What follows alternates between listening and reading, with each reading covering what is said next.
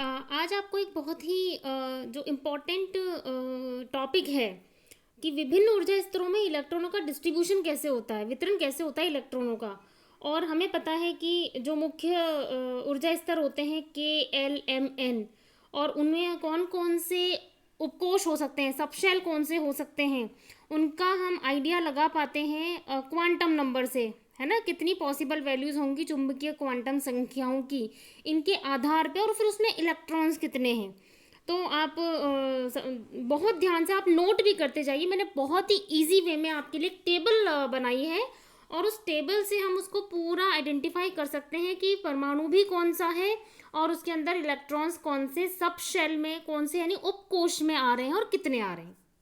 सबसे पहले मैंने आपको ये दोनों भाषाओं में ही लिख दिया है ताकि इंग्लिश के बच्चे और हिंदी के बच्चे दोनों समझ पाएं। प्रिंसिपल एनर्जी लेवल मतलब मुख्य ऊर्जा स्तर। फिर इस एनर्जी लेवल का पॉसिबल वैल्यूज ऑफ क्वांटम संख्या क्या होगी। देखो मैंने लिखा है possible values of different quantum numbers, ठीक है। और इसको हमने हिंदी में क्या कह दिया है, क्वांटम संख्याओं का संभावित मान, ठीक है। सबशेल को हमने कहा है हिंदी में उपकोष। और टोटल नंबर ऑफ इलेक्ट्रॉन्स कहाँ पे, सबसे पहले तो उस उपकोष में कितने हैं, सबशेल में कितने हैं, और फिर उस ऊर्जा स्तर में यानी कि एनर्जी लेवल में कितने हैं। आपको बिल्कुल इसी तरीके से ये टेबल बना लेनी है। अब सबसे पहली चीज़ आपके समझने की क्या है कि जो ये मुख्य क्वांटम संख्याएं हम करते हैं ना, 4 प्रकार की, कौन कौन सी। मुख्य क्वांटम संख्या को हम n से डिनोट करते हैं। द्विगंशी क्वांटम संख्या मतलब एब्जीमुथल क्वांटम नंबर को हम L से डिनोट करते हैं। चुंबकीय क्वांटम संख्या को हम m से डिनोट करते हैं, और चक्रण क्वांटम संख्या स्पिन वाली को हम s से डिनोट करते हैं। मैग्नेटिक क्वांटम नंबर m से हमने दिखाया है। तो इनके संभावित मान क्या होते हैं। देखिए एक बात जो बच्चे बहुत कंफ्यूज होते हैं, L जो द्विगंशी क्वांटम संख्या है, जो एजीमुथल क्वांटम नंबर है ना, इसकी वैल्यूज केवल n-1 नहीं होती है, 0 एंड n-1, मतलब 0 से n-1 तक होगी। अगर आपके पास L का कोई एक ही मान आ रहा है ना, वैल्यू है, दिस इज वैल्यू, अगर वैल्यू 1 आ रही है तो that will be only 0। Value 1 है तो वो मान होगा 0, है ना। लेकिन अगर वैल्यू 2 है तो उसमें से एक वैल्यू तो हो जाएगी 0 और दूसरी हो जाएगी 1। आपको ये बात बहुत ध्यान रखनी है, ठीक है। चलिए अब सबसे पहले अगर हमारे पास मुख्य ऊर्जा स्तर है K, ठीक है, पहला एनर्जी लेवल हमारे पास मुख्य आ गया है K। इसका मतलब कि फर्स्ट शेल इज K, पहला कोश K कोश के बारे में पूछा गया है, शेल हमारे पास K है। तो उसमें मुख्य जो 4 प्रकार की क्वांटम संख्याएं होंगी, 4 टाइप्स की जो क्वांटम नंबर्स होंगी, उनका मान हमें निकालना है फॉर द K शेल। अब n है मुख्य क्वांटम संख्या यानी प्रिंसिपल क्वांटम नंबर। अब उसके लिए n का मान तो हो गया 1, ठीक है। अब इस n का मान अगर 1 है तो l के लिए अभी मैंने आपको बताया कि 0 to n-1 वैल्यूज होंगी। तो हम अगर n-1 में l का मान निकालना चाहें तो क्या करेंगे, n को 1 रखेंगे, -1 0, यानी कि हमारे पास एक ही वैल्यू इसके लिए आ रही है, वो आएगी 0। और ये भी हमें ध्यान रखना है कि जो एजीमुथल क्वांटम नंबर होती है ना, वो हमें सब शेल की जानकारी देती है, वो हमें उपकोष की इंफॉर्मेशन देती है। और l का अगर मान 0 आ रहा है ना, तो वो हमेशा s सब शेल के लिए होता है, वो हमेशा s उपकोष के लिए होगा, ठीक है। अब अगर सिमिलरली जैसे हमने बोला l के मान 0 से n-1 होते हैं, तो चुंबकीय क्वांटम संख्या जो मैग्नेटिक क्वांटम नंबर है उसमें हम अब l का मान रखेंगे। यहाँ पर l का मान हमारे लिए क्या आया है, वो जो वैल्यू 1 है दैट इज 0, तो हम l की वैल्यू 0 लिखेंगे। तो क्या करोगे आप, 2 × 0 + 1 यानी कि 1, यानी कि एक ही मान है और वो मान क्या है, दैट इज 0। तो क्योंकि अपना S सब शेल, S उपकोष क्या है, स्फेरिकली सिमेट्रिकल होता है ना, ये हमारा गोलाकार सममिति लिए होता है, तो इसके लिए मैग्नेटिक क्वांटम नंबर की वैल्यू 0 होती है। मान एक ही है, वो मान क्या होगा, दैट विल बी 0, है ना। और इसी प्रकार से S क्या है, चक्रण क्वांटम संख्या, स्पिन क्वांटम नंबर। हमें पता है कि एक जो हमारे पास ऑर्बिटल होता है उसके अंदर according to Pauli's exclusion principle, Pauli अपवर्जन सिद्धांत के अनुसार 2 इलेक्ट्रॉनों से ज़्यादा इलेक्ट्रॉन नहीं भरे जा सकते हैं, क्योंकि स्पिन क्वांटम नंबर सेम नहीं हो सकता है इलेक्ट्रॉन्स का। तो हमारे पास +½ और -½ अगर एक क्लॉकवाइज रोटेशन में है तो दूसरा एंटी क्लॉकवाइज, अगर हमने थर्ड इलेक्ट्रॉन भर दिया तो या तो वो होगा parallel to the first electron या पैरेलल टू द सेकंड, तो 2 मान सेम नहीं हो सकते, इसलिए एक ऑर्बिटल में 2 इलेक्ट्रॉन से ज़्यादा नहीं होंगे। तो स्पिन क्वांटम नंबर हमेशा +½ एंड -½ ही होते हैं।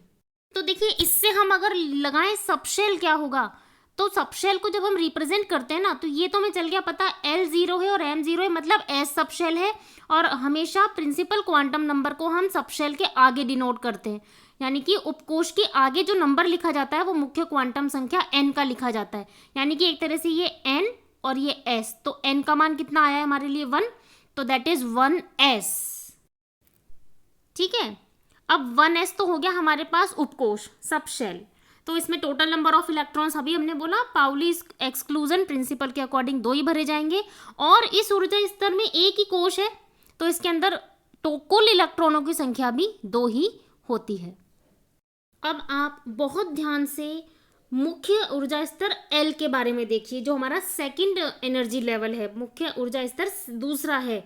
तो ये हमें पता है कि K का मान हो गया जो कि पहला था, है ना, एनर्जी लेवल अब आ गया दूसरा, यानी कि हमारे पास n का मान जो मुख्य क्वांटम संख्या है, जो प्रिंसिपल क्वांटम नंबर है, वो क्या होगी 2, n का मान 2 है। यहाँ मैं आपको फिर से याद दिला रही हूँ, n का मान अगर 2 है तो उस 2 मान में एक तो होगा 0, 0 को इंक्लूड करना है, 0 एंड n-1, तो हम जो नेक्स्ट वैल्यू रखेंगे वो क्या रखेंगे, 0 तो है ही, n-1 में हमने रख दिया n का मान 2, तो 2 - 1 = 1, तो इसके 2 वैल्यूज होंगी, एक तो 0 और एक 1। ये देखिए L के लिए n के तो हो गए मान 2, कौन कौन से, अब जब हमारे पास सेकेंड एनर्जी लेवल आ गया तो द्विगंशी क्वांटम संख्या एजीमुथल क्वांटम नंबर में एक तो 0 हो गया और दूसरा n-1 से निकाला तो 1 हो गया। हमें पता है L जो है वो हमें 0 मान हमेशा s ऑर्बिटल के लिए देगा, है ना, s सबशेल के लिए देगा, और जो 1 वैल्यू है वो p सबशेल के लिए देगा, है ना, ठीक है। अब आप देखिए कि हमको चुंबकीय क्वांटम संख्या भी निकालनी है, मैग्नेटिक क्वांटम नंबर भी निकालना है, तो इसके लिए क्या हो जाएगा हमारे पास 2l+1 में आप इसमें वैल्यू रख के देखेंगे तो देखो एक तो हमारे पास एक वैल्यू आएगी 2 × एक बार तो हमें s = 0 रखना है, तो क्या आया एक मान, वो मान क्या हो गया, ऑब्वियसली s सबशेल के लिए एक वैल्यू होगी, दैट विल बी 0, ये आ गया हमारे पास 0, इसका मतलब कि वो s सबशेल है, उसमें 2 इलेक्ट्रॉन भरे जाएंगे तो उसके चक्रण क्वांटम संख्या क्या हो जाएगी, स्पिन क्वांटम नंबर +½ एंड -½ और जब हम L = 1 का मान रखना चाहेंगे मैग्नेटिक क्वांटम नंबर कैलकुलेट करने के लिए, तो हमें क्या करना पड़ेगा, 2 × नेक्स्ट टाइम हमें रखना है 1 + 1, ये हो गया L का मान, कितना आ गया 3, यानी कि टोटल अगर L की वैल्यू 1 है तो हमारे पास M के 3 मान होंगे, कौन कौन से, यानी ये जो मैग्नेटिक क्वांटम नंबर है हमें क्या बताता है कि किस सबशेल में कितने ऑर्बिटल्स पॉसिबल हैं, कितने कक्षक हो सकते हैं। अब 3 मान है, इसका मतलब जब L की वैल्यू 1 है तो सबशेल कौन सा हुआ P, और उस P के अंदर मैग्नेटिक क्वांटम नंबर 3 है, इसका मतलब उसमें ऑर्बिटल कितने हो गए 3, और वो कैसे अपने आप को सेट करेंगे उसकी वैल्यूज को, +1, 0 एंड -1। ये देखिए मैंने आपको यहाँ पे लिख के बताई है, ये m के मान है चुंबकीय क्वांटम नंबर, और आप जब इसको शो भी करते हैं तो आपको ये बहुत अच्छे से पता है कि जैसे हमने अगर ये ऐसे ऑर्बिटल बनाए हैं तो एक तो वैल्यू होती है +1, एक होती है 0, एक होती है -1, इसी तरह से दिखाते हैं, यानी कि ये जो m के मान है, जितने मान प्राप्त हो रहे हैं, जितने वैल्यूज हमें मिल रही है ना, उतने ही ऑर्बिटल्स उसमें प्रेजेंट होते हैं, ये आपको ध्यान रखना है। तो अब हमारे पास जो L एनर्जी लेवल है, जो हमारे पास कोश सेकंड वाला था, शेल हमारे पास जो दूसरा है, उसमें L कोश में मुख्य क्वांटम संख्या n तो होगी हमारी प्रिंसिपल क्वांटम नंबर, तो हम सबशेल कैसे शो करेंगे, n × आगे जो भी ऑर्बिटल हमको दिखा रहे हैं, तो n तो चाहे s सब शेल हो चाहे p सब शेल हो कितना होगा, सेकंड, यानी कि सेकंड वाले शेल में दो सब शेल प्रेजेंट है s एंड p। कैसे दिखाएंगे, 2s एंड 2p। अब इन सब शेल में इलेक्ट्रॉन्स कितने आ रहे हैं, देखो ये हमारे को पता चलेगा जब आप टोटल चक्रण क्वांटम संख्याओं को, टोटल स्पिन क्वांटम नंबर्स को आप काउंट कर लोगे। काउंट करके आप देखिए s वाले में आ रहे हैं 2 और p वाले में आ रहे हैं 6। तो s सब शेल में 2 इलेक्ट्रॉन, p सब शेल में 6 इलेक्ट्रॉन। तो इस एनर्जी लेवल में टोटल कितने हो गए, 8 टोटल हमारे पास इस ऊर्जा स्तर में इलेक्ट्रॉनों की संख्या होगी। लीजिए आपके लिए मैं इसको पूरा दिखा देती हूँ, आप इसको नोट कर लीजिए बहुत आराम से। अब देखिए हमारे पास 2 ऊर्जा स्तर का काम हो गया है, 2 एनर्जी लेवल्स का काम हो गया, के का और एल का। अब हम आ गए तीसरे वाले पर, थर्ड एनर्जी लेवल, दैट उसको हम रिप्रेजेंट करते हैं यानी थर्ड कोश पर, एम कोश पे हम आ गए हैं। अब अगर ये m इक्वल्स टू 3 है, यानी कि इसका जो मुख्य क्वांटम संख्या होगी, जो प्रिंसिपल क्वांटम नंबर होगा वो क्या होगा, 3। ठीक है, तो जब भी हम सब शेल प्रेजेंट करेंगे ना तो आगे 3 लिखा जाएगा। जब भी हम उपकोष को दिखाएंगे तो आगे देखो 3 3 3, ये n का मान इसी तरीके से हमें दिखाना होगा। अब हम जब l निकालेंगे तो उसमें एक मान तो 0 है ही, ठीक है, सिर्फ n-1 ध्यान नहीं रखना है, 0 एंड n-1, 0 to n-1 ये होते हैं। जब हम इलेक्ट्रॉन्स की फिलिंग पे जाते हैं तो 0 से n-1 जाते हैं, यानी s p d, है ना। तो 0 तो है ही हमारे पास, उस 0 के लिए हमने s के, हमको पता है l का मान जब भी 0 होगा ऑलवेज वो s सब शेल को रिप्रेजेंट कर रहा है, और उसके लिए चुंबकीय क्वांटम संख्या m का मान ऑलवेज 0 होगा।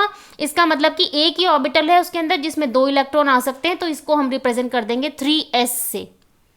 तो एक काम तो हो गया, जब हमारे पास इस m के 3 मान हैं तो एक तो हो गया 0, 0 वाले को हमने s से दिखा दिया। अब बचा n-1, m-1 को जब हम निकालेंगे तो n का कितना मान रखोगे, 3, -1 इक्वल्स टू 2, यानी कि अब हमारे पास 2 मान हो रहे हैं तो 0 के बाद क्या होंगे, 1 एंड 2, 0 1 एंड 2, ये l के दूसरे मान आ गए।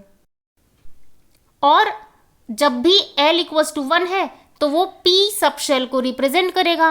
p सब शेल को रिप्रेजेंट कर रहा है तो चुंबकीय क्वांटम संख्या, मैग्नेटिक क्वांटम नंबर की वैल्यूज कितनी होंगी, 2 × 1 + 1 यानी 3, +1 0 -1, उसमें यानी कि जब चुंबकीय क्वांटम संख्या का मान 3 आ रहा है तो 3 ऑर्बिटल्स प्रेजेंट है, 3 कक्षक उपस्थित हैं। 3 कक्षक में मैक्सिमम 6 इलेक्ट्रॉन आ सकते हैं, हर ऑर्बिटल में +½ -½ दूसरे में +½ -½ तीसरे में +½ काउंट कर लीजिए, 6 इलेक्ट्रॉन आ गए इसके अंदर।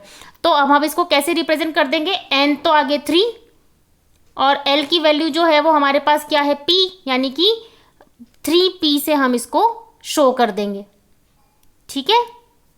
और सिमिलरली जब हमारे पास अब दूसरा क्या मान था, देखिए मैं एक बार आपके लिए क्लियर कर दूं, हमने एक तो 0 निकाल लिया, दूसरा था 2 वैल्यू जिसमें से एक तो 1 थी दूसरी 2 है, तो अब हम 2l + 1 में 2 रखेंगे, तो 2l + 1 में 2 × 2 + 1 जब रखेंगे तो मान आ गए 5, यानी कि अब हमारे पास जो l का मान 2 है उसमें 5 कक्षक उपस्थित हो सकते हैं।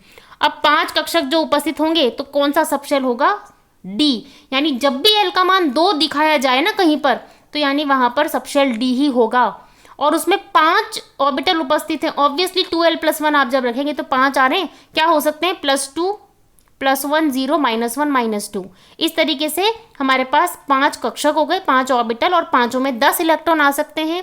इस सबशेल को हम कैसे दिखाएंगे, 3 तो है n और सबशेल है D, इलेक्ट्रॉन्स हो गए 10, ठीक है। तो अब इस D सबशेल में इलेक्ट्रॉन आ गए 10।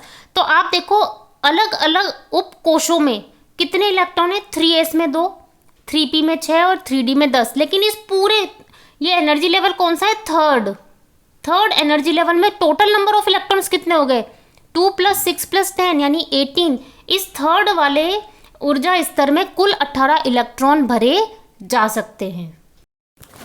अब देखिए बच्चों, इसके हिसाब से हम बहुत जल्दी एक बहुत छोटा सा क्वेश्चन सॉल्व कर लेते हैं, तो आपको एक हिंट भी मिलेगा। फिर नेक्स्ट वीडियो में मैं आपको इलेक्ट्रॉनिक कॉन्फ़िगरेशन, इलेक्ट्रॉनिक विन्यास कैसे लिखा जाता है वो बताऊंगी। बट एक बार हम एटम कैसे पता लगा सकते हैं, कौन सा परमाणु है। जैसे हम आपको एक क्वेश्चन दे रहे हैं, problem, an atom has 2k at L and 5 m electrons, तो write down its electronic configuration. इसका मतलब मैं आपको हिंदी में बता देती हूँ कि अगर एक परमाणु के पास 2k 8l और 5m इलेक्ट्रॉन्स हैं तो इसका इलेक्ट्रॉनिक कॉन्फ़िगरेशन लिखिए। तो अब सबसे पहले आपको क्या पता लगाना पड़ेगा कि ये एटम, हमको एटम का इलेक्ट्रॉनिक कॉन्फ़िगरेशन लिखने के लिए एटॉमिक नंबर पता होना चाहिए, इसका परमाणु क्रमांक। तो हमें ये मालूम है कि एटॉमिक नंबर जो होता है ना, एटॉमिक नंबर वो नंबर ऑफ प्रोटॉन्स होते हैं किसी भी न्यूक्लियस में एटम के, है ना, परमाणु के नाभिक में जितने प्रोटॉनों की संख्या है, और प्रोटॉनों की संख्या जो होती है ना वो बैलेंस होती है इलेक्ट्रॉनों की संख्या से, है ना। तो आप ये देखिए कि जो मुख्य क्वांटम संख्या है ना वो हमें उसमें उपस्थित इलेक्ट्रॉनों की संख्या ही बता रही है। ये देखिए आगे 2k 8l 5m। तो हम क्या करेंगे, इसको मैं आपको क्लियर कर दूं देखने के लिए। हमारे पास टोटल नंबर ऑफ इलेक्ट्रॉन अगर हमें निकालने तो हम क्या करेंगे, इस 2 + 8 + 5 को ऐड कर दें, यानी we have total number of electrons 15। तो इसका मतलब प्रोटॉन भी 15 होंगे नाभिक में, तो उसका एटॉमिक नंबर है 15। इसको आप कैसे लिखोगे, हमें पता है कि 15 है, तो और k मतलब n = 1 भी है, l = n = 2 भी है, और m = n = 3 भी है, यानी कि तीनों मुख्य क्वांटम संख्या हमारे पास उपस्थित हैं, ठीक है। और हमको इसके अंदर इलेक्ट्रॉन्स फिल करने हैं, तो कैसे भरेंगे, 1s जिसमें 2 इलेक्ट्रॉन आ जाएंगे, पहला k शेल हो गया, ये वाला दूसरा l हो गया, ये वाला तीसरा m हो गया, ठीक है। आपको दिखाई दे रहा है, पहले वाले में जो क्वेश्चन पूछा गया है k में 2 इलेक्ट्रॉन, देखिए 2 इलेक्ट्रॉन है, l वाले में 6 और 2 8 हैं, ये देखिए, और m वाले में 3 और 2 5 हैं, यही पूछा गया है हमसे।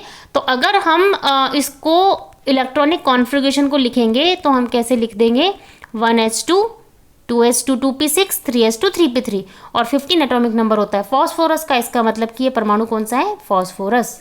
थैंक यू बच्चों, अगर आपको मेरा ये वीडियो बहुत अच्छा लगा है, समझ आया है, आप इसको लाइक ज़रूर कीजिए, सब्सक्राइब भी कीजिए और ज़्यादा से ज़्यादा शेयर कीजिए।